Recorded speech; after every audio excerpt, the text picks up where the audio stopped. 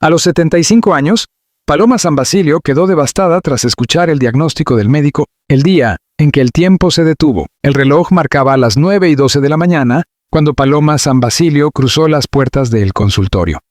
Afuera, Madrid despertaba con su rutina habitual, ajena al peso invisible que ella cargaba en el pecho. Para el mundo, Paloma seguía siendo la artista elegante, la voz impecable, el símbolo de una vida larga y brillante dedicada al arte. Pero esa mañana, a los 75 años, no era la cantante, ni la actriz, ni el ícono.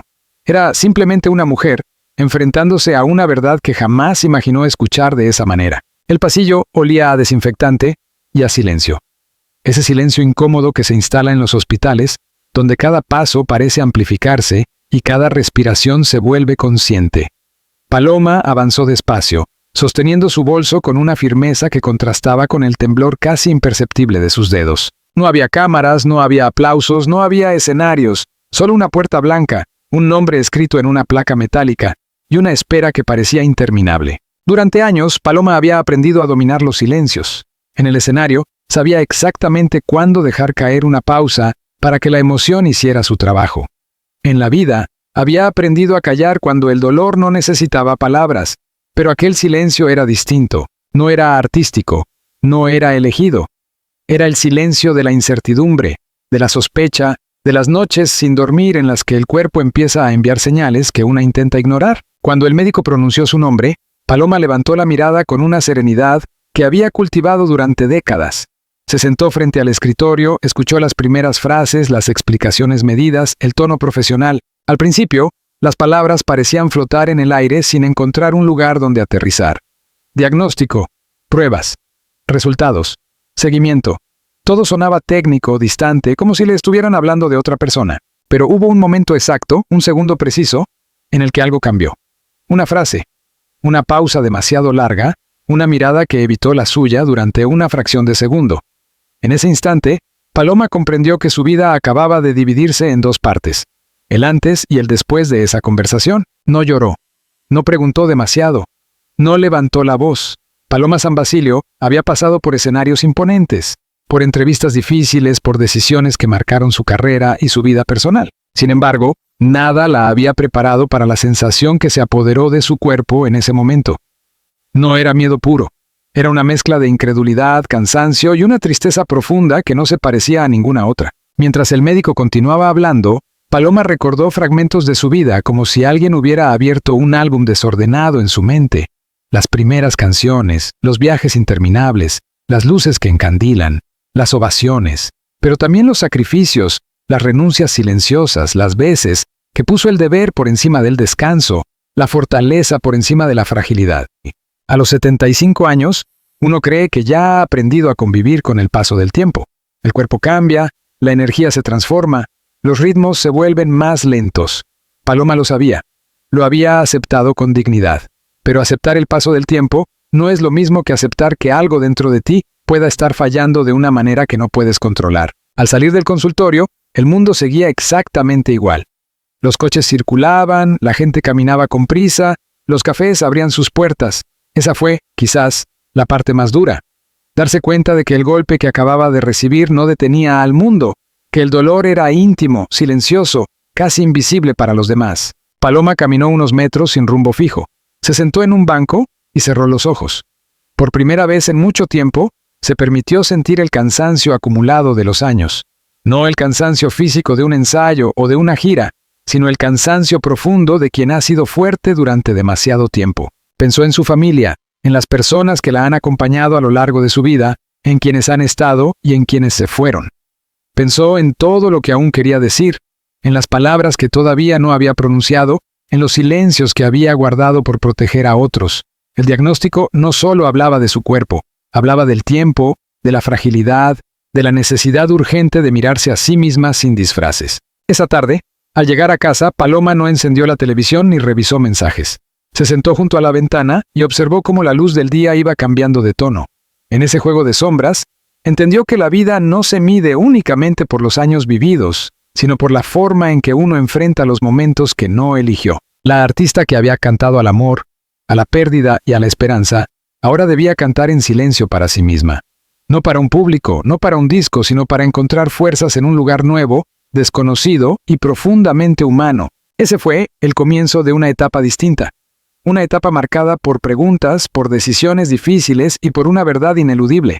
Incluso las voces más fuertes, incluso las mujeres que han brillado durante décadas, también tiemblan cuando la vida les exige detenerse y escuchar. Y aunque Paloma San Basilio aún no lo sabía con claridad, ese diagnóstico no solo traería miedo y dolor, también abriría la puerta a una reflexión profunda, a confesiones largamente postergadas y a una mirada honesta sobre todo lo que había sido, todo lo que había dado y todo lo que aún le quedaba por vivir. El silencio que lo cambió todo. Los días posteriores a aquella mañana en el consultorio transcurrieron con una lentitud extraña, casi irreal. Para Paloma San Basilio, el tiempo dejó de comportarse como siempre. Las horas parecían alargarse cuando estaba sola y acortarse demasiado cuando alguien la llamaba por teléfono. Era como si su vida hubiese entrado en una dimensión distinta, una donde todo seguía existiendo, pero nada se sentía exactamente igual. Tomó una decisión casi inmediata, aunque no la verbalizó en voz alta. No decir nada. No aún. No a la prensa, no al público, no siquiera a algunas personas cercanas. No por negación, sino por necesidad. Paloma necesitaba entender primero qué estaba ocurriendo dentro de ella antes de permitir que el mundo entrara en ese espacio frágil que apenas comenzaba a reconocer. Había pasado décadas compartiendo emociones con millones de personas. Había llorado en canciones, había confesado amores y despedidas sobre escenarios imponentes. Sin embargo, esta vez el dolor no pedía aplausos ni comprensión externa. Pedía silencio. Un silencio denso, protector, casi sagrado. En su casa, los objetos cotidianos adquirieron un significado nuevo. El piano, que durante años había sido refugio y compañero, permanecía cerrado. No por falta de inspiración, sino porque tocarlo implicaba sentir, y sentir en ese momento resultaba abrumador. Cada nota parecía capaz de abrir una puerta que aún no se sentía preparada para cruzar. Las llamadas comenzaron a llegar, invitaciones, propuestas, mensajes de cariño. Paloma respondía con cortesía, con frases breves, con esa elegancia que siempre la caracterizó. Nadie notaba nada fuera de lo habitual. Y sin embargo, por dentro, ella libraba una batalla silenciosa entre la fortaleza que siempre había mostrado y la vulnerabilidad que ahora se imponía con una honestidad brutal. Las noches eran las más difíciles. En la quietud de la madrugada, cuando no había distracciones, los pensamientos se volvían insistentes, preguntas que no tenían respuestas inmediatas, recuerdos que regresaban sin aviso, momentos de su vida que ahora observaba con una mirada distinta, como si cada recuerdo estuviera siendo reescrito bajo una nueva luz. Pensó mucho en el concepto de identidad. Durante décadas, su nombre había sido sinónimo de talento, disciplina, éxito. Pero, ¿quién era Paloma cuando se apagaban las luces, cuando no había un público esperando? Esa pregunta, que antes parecía filosófica, ahora se volvía urgente y profundamente personal. Hubo mañanas en las que despertó con la determinación de continuar como siempre. Vestirse, sonreír, responder correos, planear. Y hubo otras en las que simplemente se quedó sentada en la cama, observando el amanecer, dejando que la tristeza pasara como una ola lenta. No se permitía dramatizar, pero tampoco quería fingir una normalidad que ya no sentía. El silencio, sin embargo, no tardó en generar ruido. En un mundo acostumbrado a la exposición constante, la ausencia se vuelve sospechosa. Algunos notaron que Paloma había cancelado compromisos. Otros comenzaron a preguntarse por qué no aparecía en ciertos eventos habituales.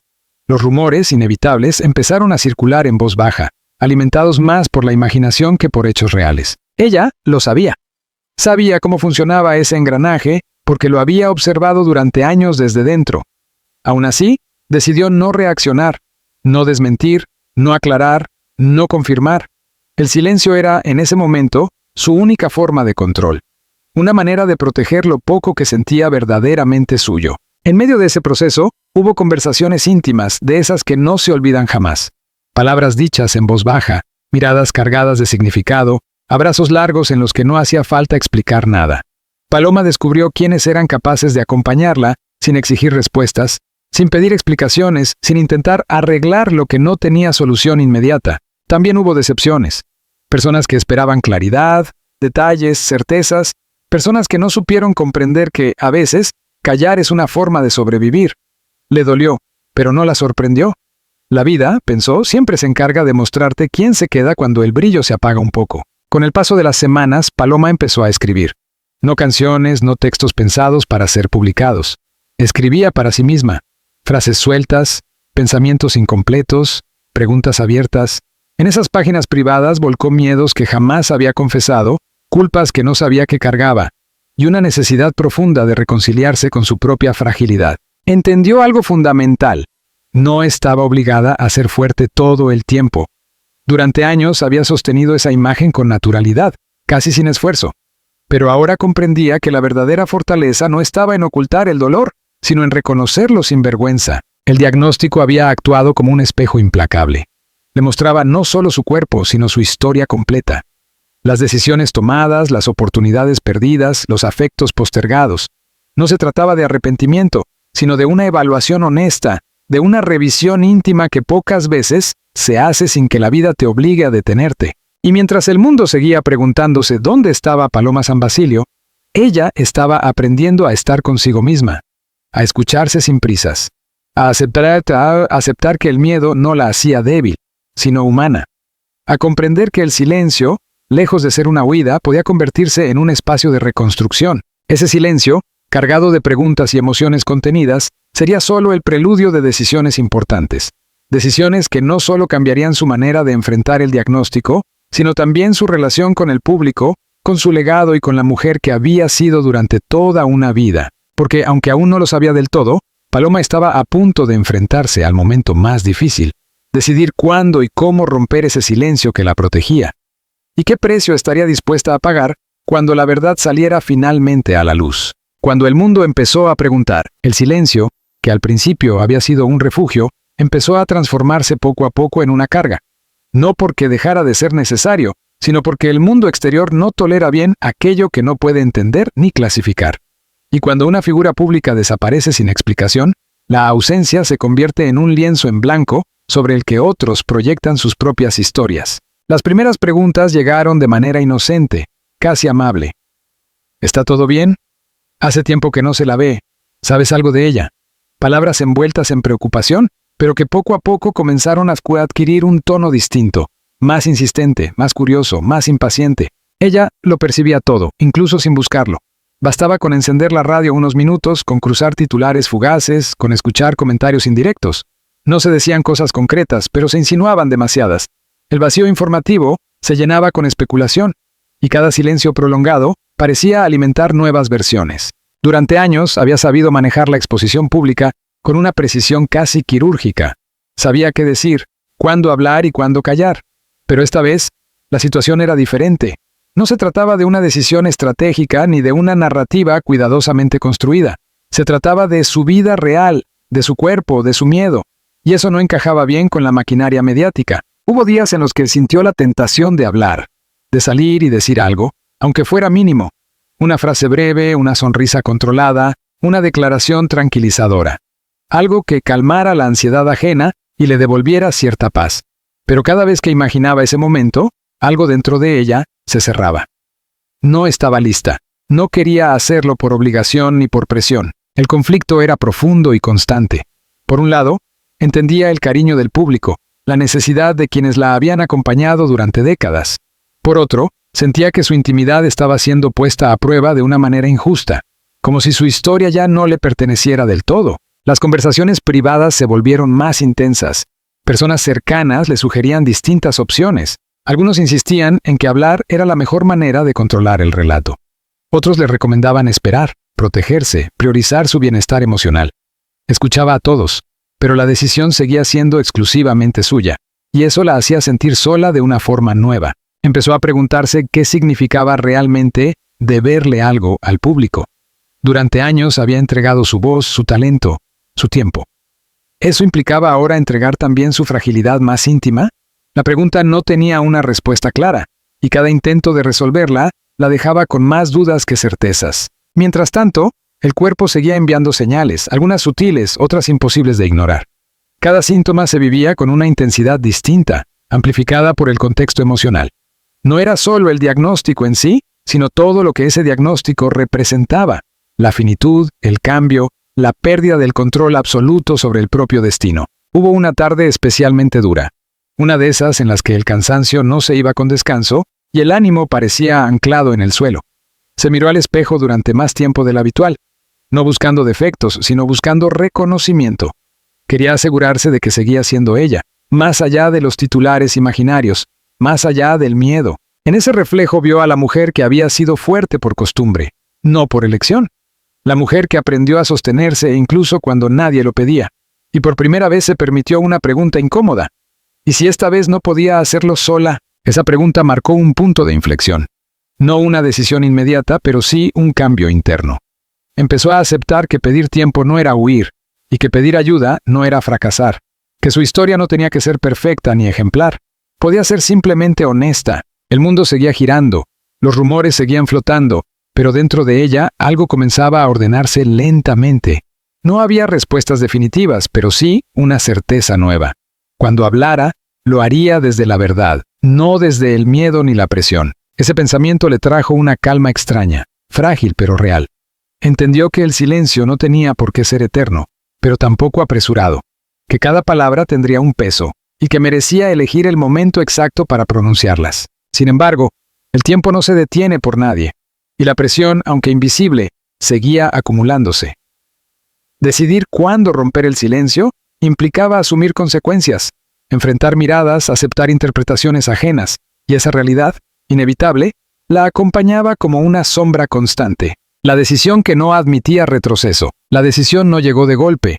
No fue una revelación repentina ni una frase contundente dicha frente al espejo. Llegó despacio, como llegan las verdades que pesan demasiado, a través del cansancio. No del cuerpo, sino del alma, de ese agotamiento profundo que aparece cuando sostener el silencio empieza a doler más que romperlo. Durante semanas, Paloma había convivido con una sensación constante de contención, como si respirara con el pecho apretado.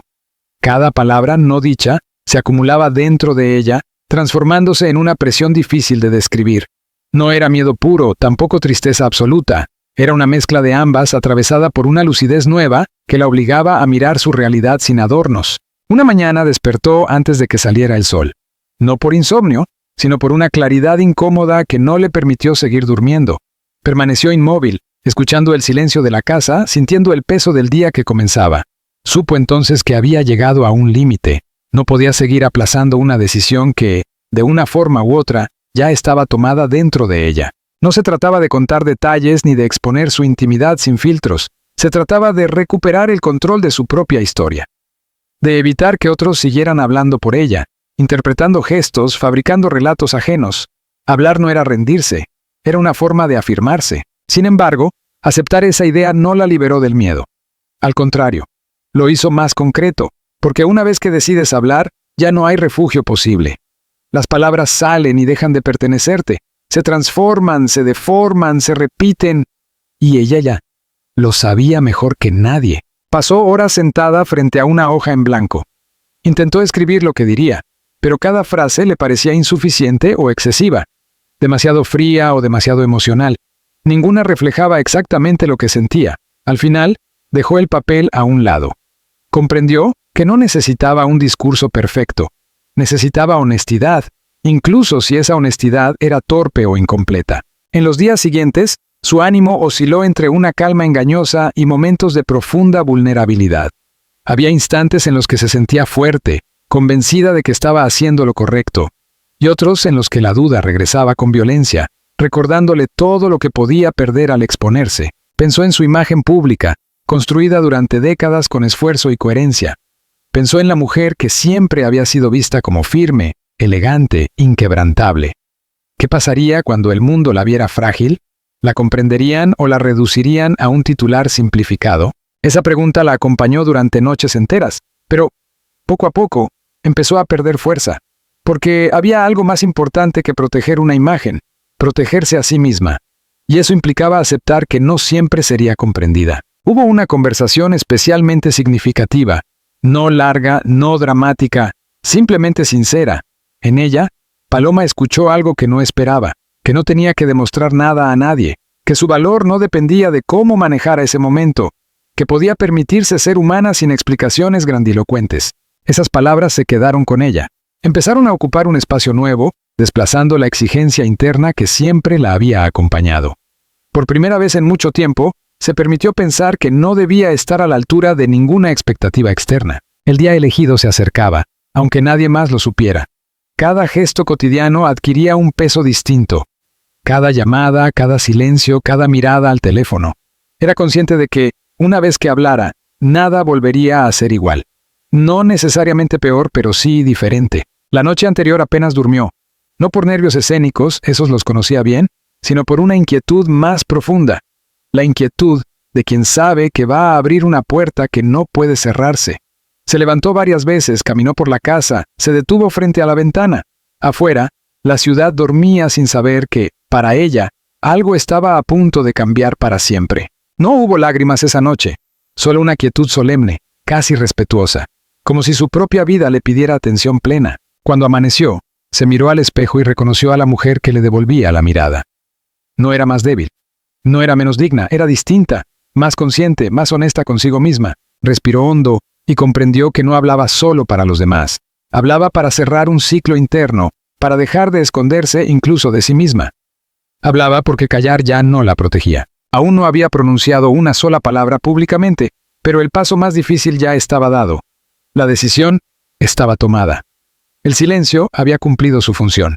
Ahora, le tocaba a la verdad encontrar su forma de salir al mundo, y ese momento, inevitable y temido, estaba a punto de llegar. Después de decirlo, nada volvió a ser igual. El momento llegó sin estridencias. No hubo música dramática ni anuncios previos. No fue un golpe escandaloso ni una explosión mediática cuidadosamente calculada. Fue, más bien, un acto de serenidad profunda. Cuando Paloma decidió hablar, lo hizo desde un lugar inesperado, la calma que solo aparece cuando ya se ha aceptado lo inevitable. Sus palabras no fueron largas ni grandilocuentes. No buscaban provocar lástima ni generar titulares desbordados.